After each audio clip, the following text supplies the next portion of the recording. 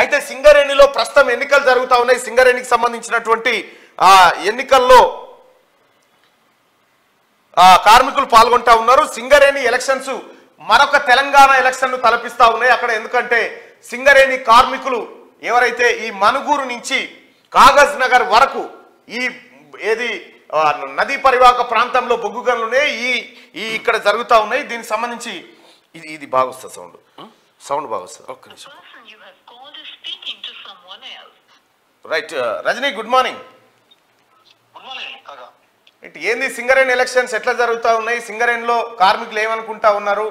తెలంగాణ బొగ్గు గని కార్మిక సంఘం నామమాత్రంగా పోటీ చేస్తూ ఉంది. కాంగ్రెస్ అనుబంధ సంఘం అయినటువంటి ఐఎన్టీఈసీ గెలవద్దు అనేటువంటి ఏదో కుయుక్తులు పన్నుతున్నట్టుగా తెలుస్తా ఉంది. ఏం జరుగుతూ ఉంది?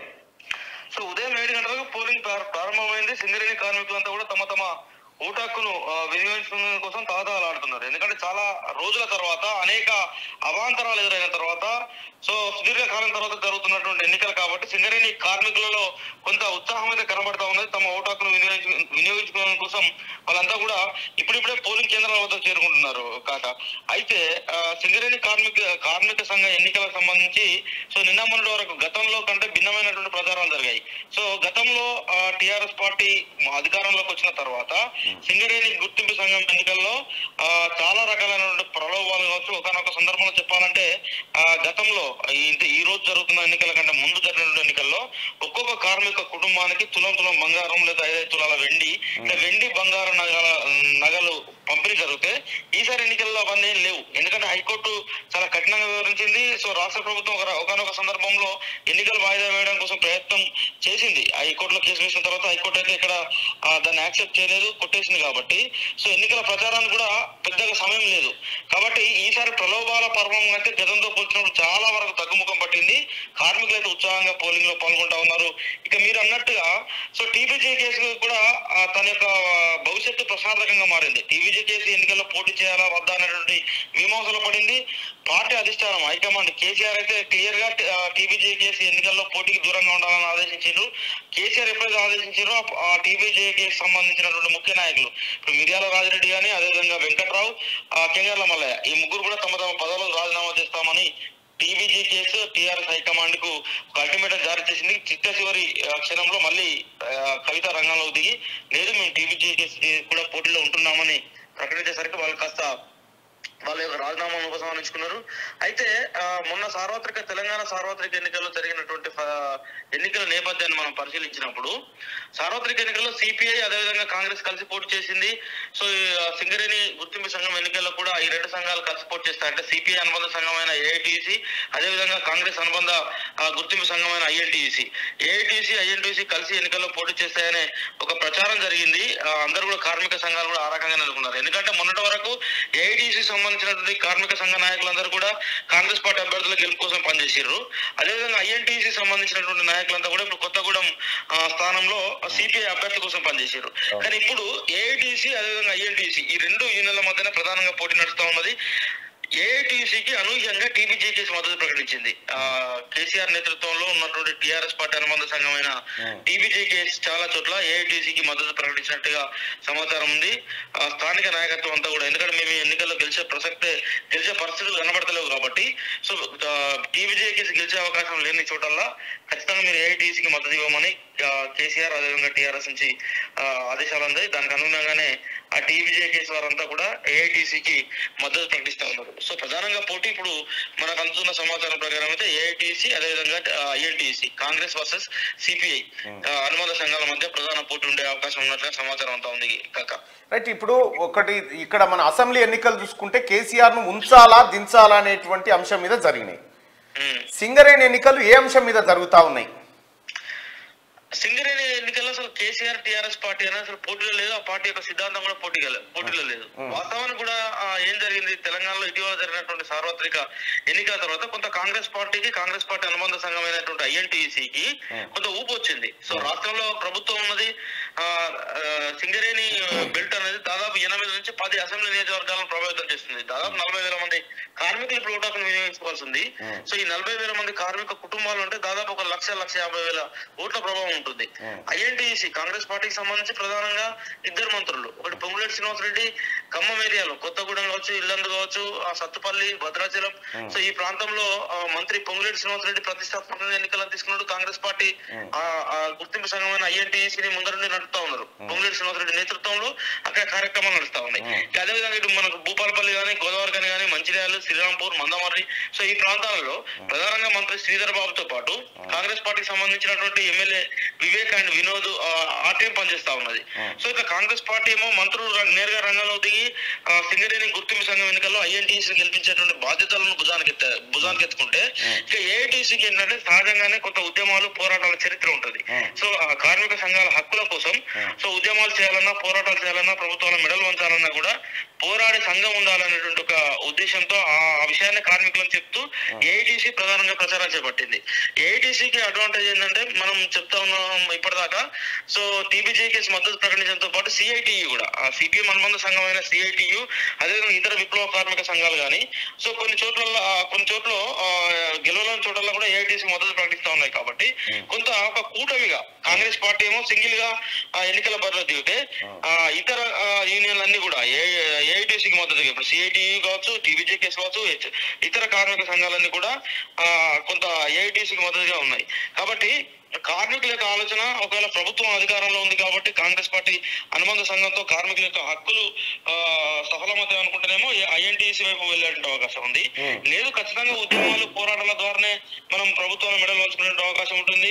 ఎస్పెషల్లీ రేవంత్ రెడ్డి ప్రకటించింది ఏంటికి అధికారంలోకి వచ్చిన తర్వాత అంటే రాష్ట్రంలో ప్రజాస్వామ్యయుత ప్రభుత్వం ఏర్పాటు ఉంటుంది, నియంత్రణ ఉండదు, ఉద్యమాలు చేసుకునేటువంటి హక్కు ఉంటుంది, ప్రజలు స్వేచ్ఛగా జీవించేటువంటి వాతావరణం కల్పిస్తామని చెప్పారు. కాబట్టి సో ఆ నినాదాన్ని ఎత్తుకొని ఏఐటీసీ ఆ నినాదాస్త్రంగానే ఎన్నికల బరిలో దిగింది. రైట్, ఒకటి చెప్పు రజని, ఇక్కడ గతంలో సింగరేణి ఎన్నికల అంశం తెరపైకి వచ్చిన ప్రతిసారి టీఆర్ఎస్ పార్టీ ఒక ఆరోపణ చేసేది, భారతీయ జనతా పార్టీ కేంద్ర ప్రభుత్వం సింగరేణిని అమ్మాలని ప్రయత్నం చేస్తా ఉంది, కానీ అమ్మడానికి వీల్లేదనేటువంటి మాట చెప్పింది. అసలు వాస్తవానికి రాష్ట్ర వాటానే 51% ఉన్న ధర్మిలా ఇప్పుడు అమ్మకం ఎట్లా సాధ్యమవుతుంది? ఒక రకంగా సింగరేణిని మేమే కాపాడుతున్నాం, ఇక కార్మిక సంఘం ఎన్నికల్లో మాదే విజయం అని గాంభీర్యాన్ని ప్రదర్శించినటువంటి టీఆర్ఎస్ పార్టీ ఈ ఎన్నికల్లో ఏది మన ఓటరాయి కార్యక్రమాన్ని చేస్తా ఉంది. ఓటరాయి అంటే మీకు తెలుసు అనుకుంటా. ఎగ్జాక్ట్లీ కాక ఇప్పుడు సో గతంలో సింగరేణి ఏరియాలో ఉన్నటువంటి సింగరేణి ప్రాంతాలలో కానీ, లేదా బొగ్గులు అండర్ గ్రౌండ్ కానీ, లేదా ఓపెన్ మైనింగ్ కానీ, ఈ ప్రాంతాల్లో ఉన్నటువంటి చోట్ల కూడా సింగరేణిని దేశవ్యాప్తంగా ఉన్నటువంటి వివిధ ప్రభుత్వ రంగ సంస్థలు అన్నింటినీ కూడా భారతీయ జనతా పార్టీ నేతృత్వం ఉన్నటువంటి ఎన్డీఏ ప్రభుత్వం అమ్మాలని ప్రయత్నం చేస్తున్నది అనేది టీబీజేకేఎస్ కానీ లేదా టీఆర్ఎస్ నేతలు చేసినటువంటి ప్రచారం.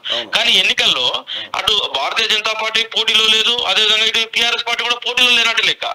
సో ఇద్దరు కూడా దాన్ని ఏమంటారు, ఆడలేక మధ్యలో కూడా ఒక సామెత ఉంటుంది కదా. సో ఫస్ట్ వీళ్ళకి ఆడే శక్తి లేదనే విషయం తెలిపింది. ఆట మధ్యలోనే వీళ్ళు సెల్ఫ్ అవుట్ అయ్యి ఈ ఆడలేము అని చెప్పేసి బ్యాట్లు మధ్యలో వచ్చేసారు వీళ్ళు. కాబట్టి ఆ ప్రచారానికి తావు లేకుండా పోయింది. ఎందుకంటే టీఆర్ఎస్ అదేవిధంగా బీజేపీ ఈ రెండు పార్టీల మధ్య ఎన్నికలు జరిగినప్పుడు మనం అనుకున్నటువంటి నినాదాలు అనొచ్చు, ఆ రకమైన ప్రచారం జరుగుతుంది. గతంలో కూడా మనం పాదయాత్రలో భాగంగా, వాహనయాత్రలో భాగంగా మనం కూడా సింగరేణి కార్మికులను కలిసినప్పుడు కూడా టీఆర్ఎస్ ప్రచారాన్ని, అదేవిధంగా బీజేపీ ఈ కౌంటర్లను అసలు ఎక్కడ కార్మికులు పట్టించుకున్న దాఖలాలు లేవు. సింగరేణిలో ఎక్కడ ప్రధానంగా కూడా మనకు ఆ కార్మిక సంఘాలకు సంబంధించినటువంటి పునాదులన్నీ కూడా ఐఎన్టీసీ, ఏఐటీసీ, సిఐటియు, సో వీటి బేసిక్ గానే ఉంటుంది. టీబీజీకేఎస్ అనేది జస్ట్ తెలంగాణ ఉద్యమ సమయంలో ఎస్టాబ్లిష్ అయినటువంటి ఒక ఆర్గనైజేషన్ గా, అది తెలంగాణ ఉద్యమం పూర్తి రాష్ట్రం ఏర్పడిన తర్వాత ఇక టీబీజీకేఎస్ యొక్క పునాదులు సింగరేణి ప్రాంతంలో లేకుండా పోయినాయి, క్రమేణా కనుమరుగవుతూ వచ్చాయి. సో కేసీఆర్ అధికారంలో ఉంటే అధికార బలుపు, అధికారం మదంతో కొంత అది కార్మికులను బెదిరించో, భయప్రాంతాలకు గురి చేసో, ఆ ప్రాంతాల్లో ఏమైనా విజయం సాధించడం కోసం మనం ఇంతకుముందు చెప్పినట్టుగా బంగారమో, వెండియో, డబ్బులో పంపిణీ చేసేసి అవకాశాన్ని తీసుకుంటుండే. కానీ ఎప్పుడైతే దాని యొక్క కూరలు మొత్తం తెలంగాణ ప్రజలు టీఆర్ఎస్ కోరలు పీకేసిన తర్వాత టీఆర్ఎస్ పార్టీకి ఎక్కడ ఛాన్సెస్ ఉన్నది? సో టీఆర్ఎస్ పార్టీ అసలు ప్రచారానికే అవకాశం లేకుండా పోయింది. ఇప్పుడు ఒకవేళ టీఆర్ఎస్ పార్టీ ఎన్నికల్లో గట్టిగా పోటీ చేస్తే కవితకి ఎక్కడ ఉండాలి? శ్రీరాంపురంలో, గోదావరికల్లో, లేకపోతే కొత్తగూడెంలో కవితకు ఉండాలి. కవితకు ఎక్కడ ఉన్నది? ఇప్పుడు హైదరాబాద్ లో ప్రశాంతంగా ఉన్నది. కవితక శిష్యులంతా కూడా కేసీఆర్ శిష్యులు, ఇప్పుడు బాలకృష్ణ గానీ, కొప్పుల ఈశ్వర్ గానీ వీళ్ళంతా కూడా సింగరేణి నుంచి ఎదురొచ్చిన నాయకులే కదా. ఎందుకు లేరు వాళ్ళంతా కూడా? కనీసం ప్రచారంలో లేరు కదా. లాస్ట్ కు కింజర్ల మల్లయ్యనో, మిర్యాల రాజిరెడ్డో, వెంకట్రావు, సో వీళ్ళు ఉండాలా ఉండకూడదని చెప్పి నిర్ణయం లేక సతమతం అవుతూ ఆగమైన పరిస్థితి వాళ్ళని నమ్ముకొని. కాబట్టి టీబీజీ కేసు యొక్క ప్రభావం ఎన్నికల్లో లేదు. రైట్. సాయంత్రం ఎన్ని గంటల వరకు ఫలితాలు వచ్చే అవకాశం ఉంది రజని? 5 గంటల వరకు పోలింగ్ కంటిన్యూ అవుతుంది కాక. అంటే ఇప్పుడు 7 గంటలకు స్టార్ట్ అయింది, 5 గంటల వరకు పోలింగ్ అవుతుంది. 7 తర్వాత పోలింగ్ కౌంటింగ్ స్టార్ట్ అవుతుంది. సో 7 తర్వాత రాత్రి 10-11 గంటలకల్లా ఫలితాలు రావచ్చు. తొలి ఫలితం మనకి ఇల్లందు నుండి వస్తుంది. ఎందుకంటే ఇల్లందులో చాలా తక్కువ మంది కార్మికులు ఉన్నారు, ఆ ఏరియాలో చాలా తక్కువ మంది కార్మికులు ఉన్నారు. కాబట్టి మొదటి ఫలితం మనకి ఇల్లందు నుంచి ఎక్స్పెక్ట్ చేయొచ్చు. ఎక్కువ మంది కార్మికులు ఉన్నటువంటి ప్రాంతం శ్రీరాంపూర్. సో శ్రీరాంపూర్ లో లాస్ట్ ఫలితం ఉంటుంది. కాబట్టి 7 గంటలకు అది కౌంటింగ్ స్టార్ట్ అవుతుంది. 7 నుంచి అంటే నాకు తెలిసి 9, 8:30-9 గంటలకల్లా ఇల్లందు ఫలితం వచ్చి స్టార్ట్ అవుతుంది. సో 10:30-11 గంటలకల్లా ఆల్మోస్ట్ ఆల్ ఫలితాలు అన్ని కూడా రావచ్చు. ఓవరాల్ గా మొత్తం మనం కౌంట్ చేసినప్పుడు కూడా 40,000 ఓట్లే ఉన్నాయి కాబట్టి అన్ని ప్రాంతాల్లో కలిపి. సో ఈ 40,000 సంబంధించిన టోటల్ కౌంటింగ్ మనకు వచ్చేసరికి దాదాపు 11-11:30 కల్లా టోటల్ రిజల్ట్స్ మనకు వచ్చే అవకాశం ఉంది కాక. Right. Thank you Rajani. Right. ఇది సింగరేణికి సంబంధించి. అయితే సింగరేణి కార్మికులను కలుసుకోవడానికి నేను గతంలో యాత్ర చేసి సింగరేణి బెల్ట్ తిరుగుతూ ఉంటే పోలీసు వాళ్ళని పెట్టి మమ్మల్ని రానియకుండా రకరకాల ప్రయత్నాలు చేసినారు. అక్కడ అసలు స్వేచ్ఛల్ని హరించినారు అధికారులు.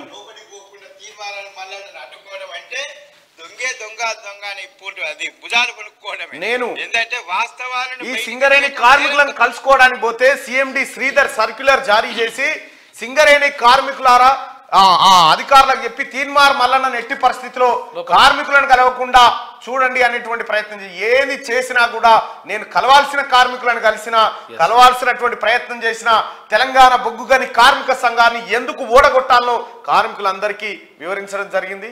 కార్మిక సోదరులారా, దయచేసి ఈ ఒక్కసారి అధికారంలో ఉన్నటువంటి ఐఎన్టీసీకి అవకాశం ఇవ్వండి. ఖచ్చితంగా మీ ఆశయాలు నెరవేరుతాయి. 10 ఏళ్ల పాటు ఈ దొంగను చూసినాం. ఈ దొంగ చేసిన మోసాలు మీ కళ్ళ ముంగట్నే ఉన్నాయి. కాబట్టి మీ పక్షాన పోరాడడానికి కాంగ్రెస్ పార్టీ ప్రజాస్వామ్యయుతమైన పార్టీ కాబట్టి ఐఎన్టీసీకి అవకాశం ఇవ్వాల్సిందిగా మీ అందరినీ రిక్వెస్ట్ చేస్తూ, ఇక దానికోసం అని చెప్పేసి పాదయాత్ర, వాహనయాత్ర కూడా చేసిన మొత్తం సింగరేణి మొత్తం. రైట్. సింగరేణికి సంబంధించినటువంటి ప్రచారాన్ని ఒక్కసారి చూద్దాం. ఇక